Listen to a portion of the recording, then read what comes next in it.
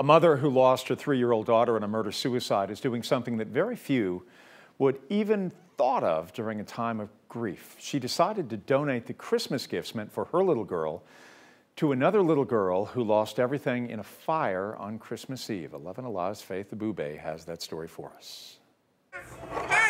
One thing at a time. You start over and build me something all over again, okay? Carla Holler and her family are rebuilding what a Sunday morning fire took from them. We got out of there with the clothes on our backs and each other. But they were alive and okay, with a 2-year-old still looking forward to Christmas.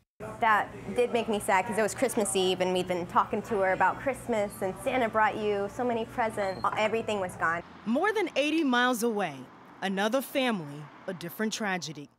Police say 3-year-old Adeline's father killed her inside a hotel room in Athens 2 days before Christmas and then killed himself. Now we can't tell whether or not what was his mindset, why he would do something along this line. It's so sad for them. I can't imagine what they're going through. Her story was on right before our story. Adeline's mother was watching the news that night, and in that moment decided Blaze should have all the presents her daughter was no longer around to open. I was a little shocked that they had lost a child and then immediately wanted to help us. A quick Facebook search and a few phone calls later, the families met Wednesday afternoon.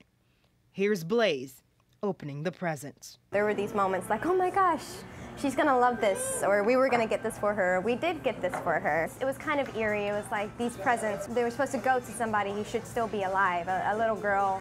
Their loss, I think, was much worse than our loss, but they just wanted to do anything they could. They gave her Christmas, and I don't even have the words for how kind they are.